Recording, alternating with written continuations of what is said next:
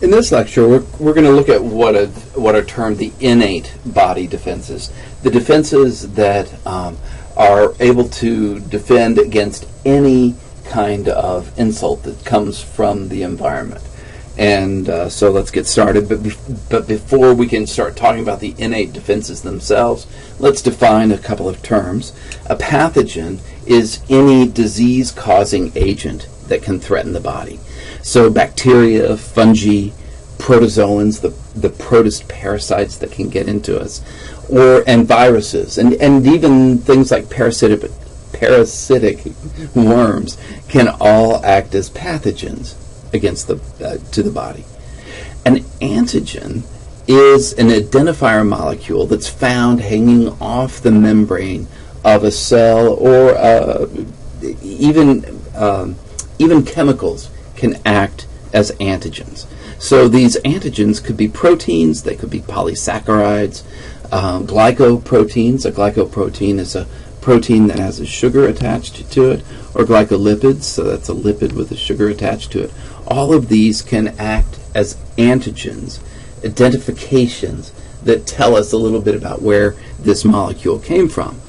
Now, as part of human prenatal development, so in utero development, the body takes a survey of all of the antigens that are found on the cells of the body, and it learns what antigens it can consider to be self. And then from that, when we encounter new antigens, the body can look at it and determine, ooh, wait, this is something that we haven't seen before. This must be a non-self antigen. And so we can learn to recognize antigen-bearing cells or other particles as a part of this process too. So innate or non-specific defenses are defenses that don't really care what the specific threat is. So they are non-specific. They are not recognizing a very specific threat to the body.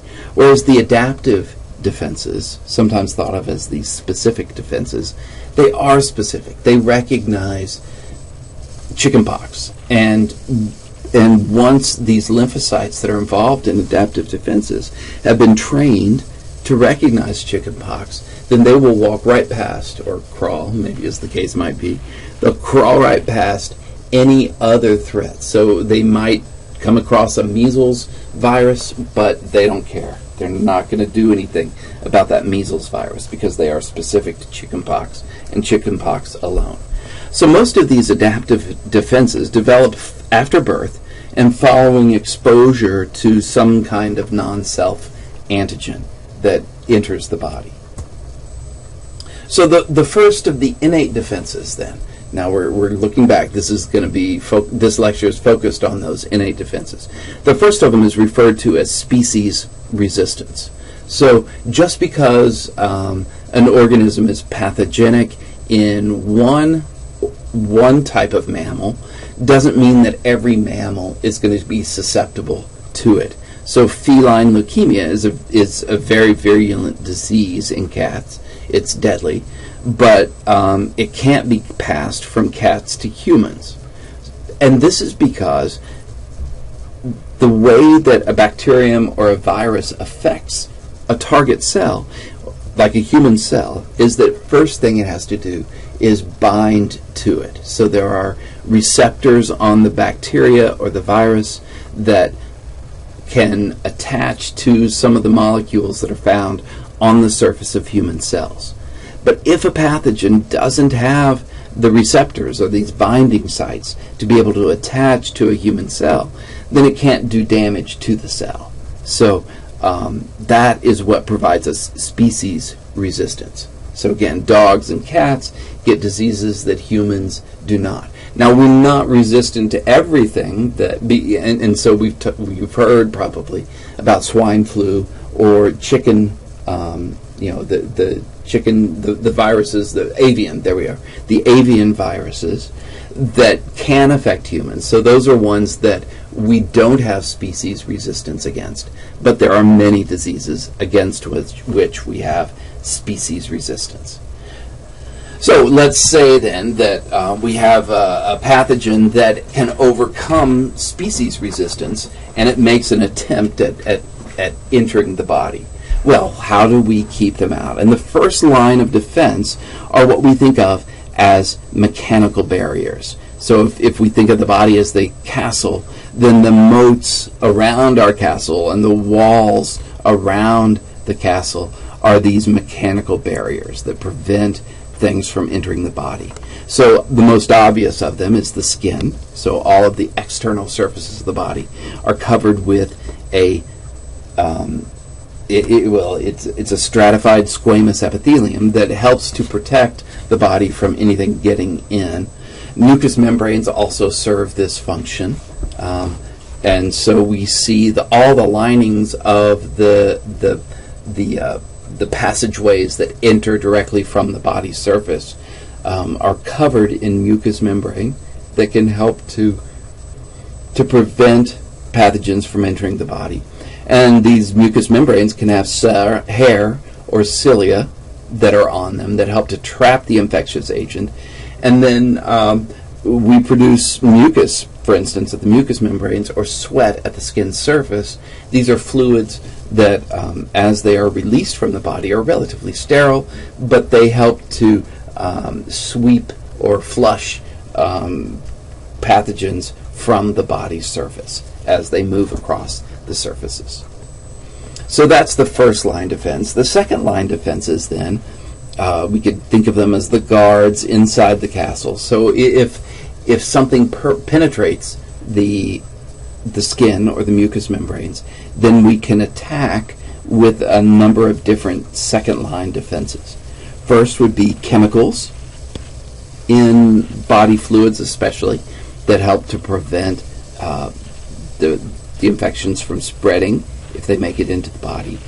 There are specific lymphocytes that are termed natural killer cells. We're going to talk about each one of these individually, so I'm not going to give you a lot of information here. That process of inflammation that we talked about back, I think we learned that with skin. Phagocytosis, which is another something that specific white blood cells are capable of doing. And then last of all, fever. So let's take a look at the first of these, the chemical barriers. So in our gastric juices and in tears, we find enzymes. So there's a protein destroying enzyme in the stomach. We'll learn about that in the next chapter. And in tears, we see a material called lysozyme. Lysozyme will mess with cell membranes and cause cell membranes to rupture, killing whatever organism that was behind that cell membrane. pH, so hydrochloric acid in our stomach, will brings the pH down very, very low, so our stomach contents are very acidic. And this high acidity or very basic, either one of those conditions has a tendency to take out bacteria. That's why we use basic materials like ammonia as a cleaner. Interferons, these are chemicals that if a cell gets invaded by a virus, the infected cell, that virus-infected cell, will produce these interferons and release them out around itself. And this alerts the neighboring cells that, oh, we got viruses in the neighborhood, and the cell can mount a defense against any viruses that get released by the virus-infected cell. So it helps to prevent spreading a virus to neighboring cells, is what interferons do. Defensins, these are chemicals made by white blood cells that will perforate or create holes in cell membranes. So once we lyse that cell membrane, then that allows osmotic stress to destroy the cell. Collectins are chemicals that bind to the non-self antigens themselves, and they cause little clumps of these antigen-bearing particles to form, so they get kind of clumped up, and that makes them easier to be engulfed and digested by white blood cells through the process of phagocytosis. And then last of all, in our blood plasma, there are a set of chemicals that are called complement. So these complement proteins will, along with antibodies, help to make phagocytosis a much more efficient process and can stimulate inflammation. So we'll talk about complement in a little while too. All right, so enzymes, changing the pH, either making it very low or making it high, although in the body we primarily bring pH down, as here in the stomach. Defensins, collectins, and complement. Oh, and interferons, I skipped past that one. So here we have interferon force, ready to attack the influenza virus. These are all chemical barriers that act as second-line defenses. Okay, what are some other second-line defenses?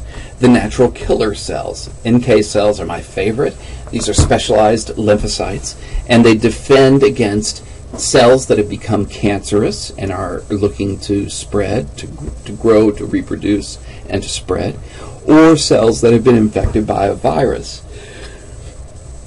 So if we have either of these conditions, cancer or a virus-infected cell, then the cells will put up identifier proteins that are recognized by NK cells. And when they encounter those identifier proteins, then the cells, the NK cells, will secrete onto that bad cell, chemicals that will punch holes in the cell membrane, and with some osmotic stress, we'll see lysis of that cell or of the cell that contains the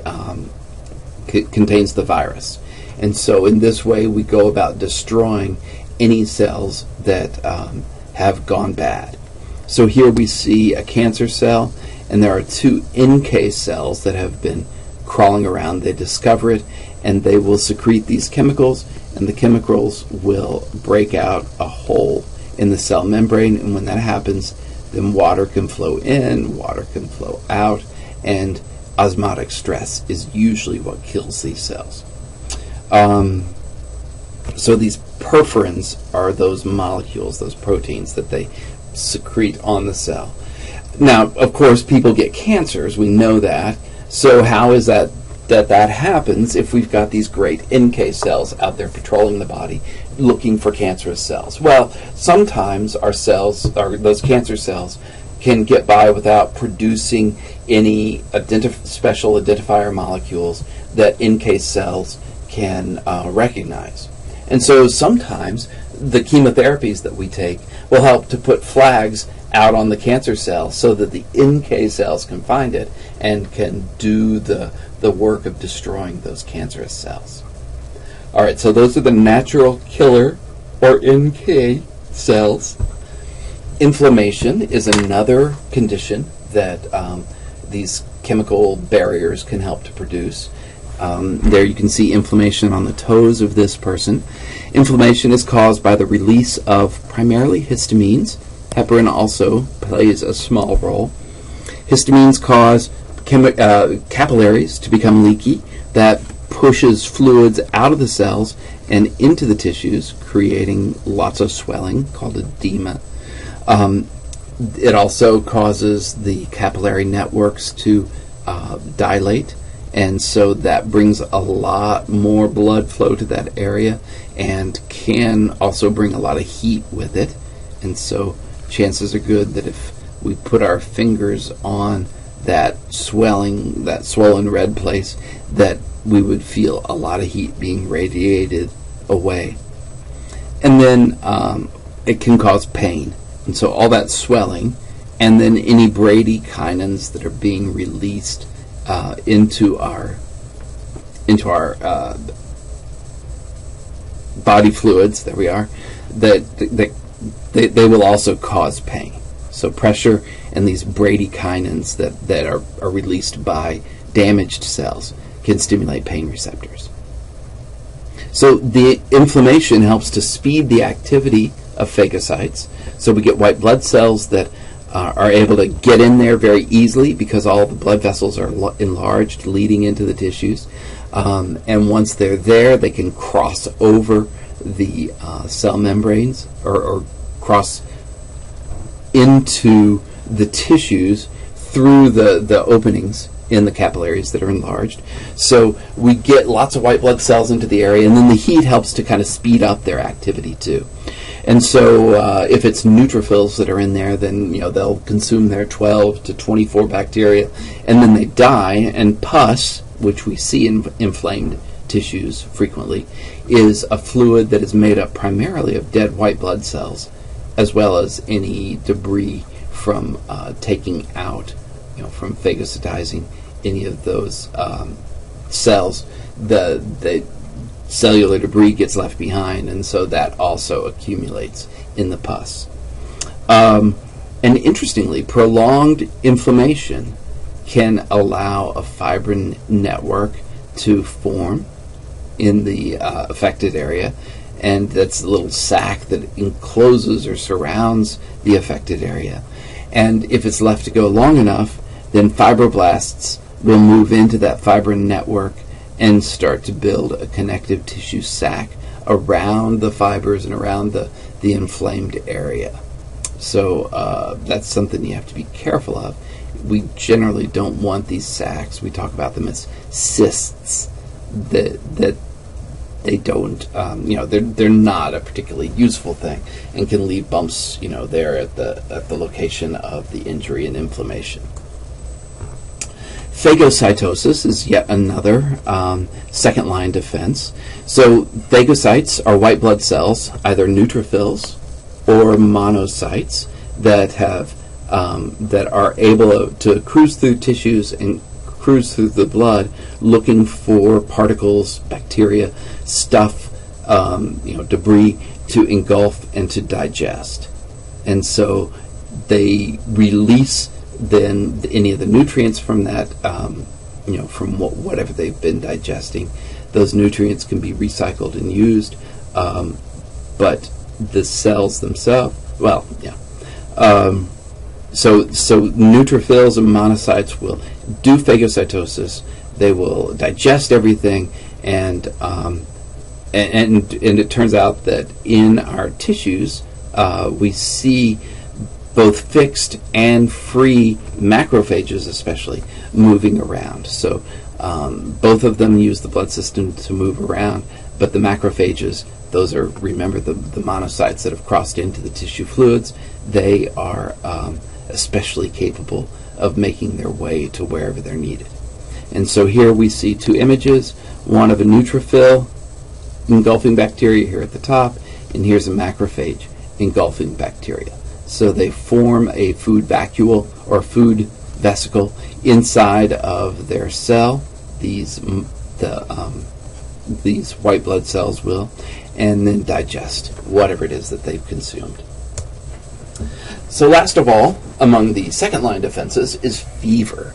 Fever is an elevated body temperature above whatever is normal for that individual, and it's caused by chemicals that are known as pyrogens. Pyro meaning fire, gen meaning beginning. So these are chemicals that are made both by the body and are produced by pathogens that, when the hypothalamus notices them, will cause the body temperature to be reset to a slightly higher to a slightly higher set point. And this has a double effect. First, it helps to drive the body temperature outside of what is the ideal body temperature for many pathogens. Unfortunately, it also drives the body temperature away from the ideal for our own cells, and so as a effect of this, the person who is running a fever tends to have very, very low energy because they just aren't. It's not possible to make sufficient ATP to keep them active. But that also has the same effect on the pathogenic organisms as well. The second thing that fever can do is it convinces liver cells to hoard iron, to take iron that's available in the blood and trap it up in the tissues of the liver. And it turns out that for many bacteria and fungi, iron can be a limiting reagent, so they need lots of iron. And with the iron removed from the blood, then they will have reduced ability to divide. So you definitely want to follow the advice of your doctor, but many doctors are encouraging the patients allow low grade fevers to progress, and rather than trying to suppress fever, which I think for a long time, for the patient's comfort, we've said, hey, help get the fever down. But it may be that at least a little bit of fever, again, low-grade fever, could be useful.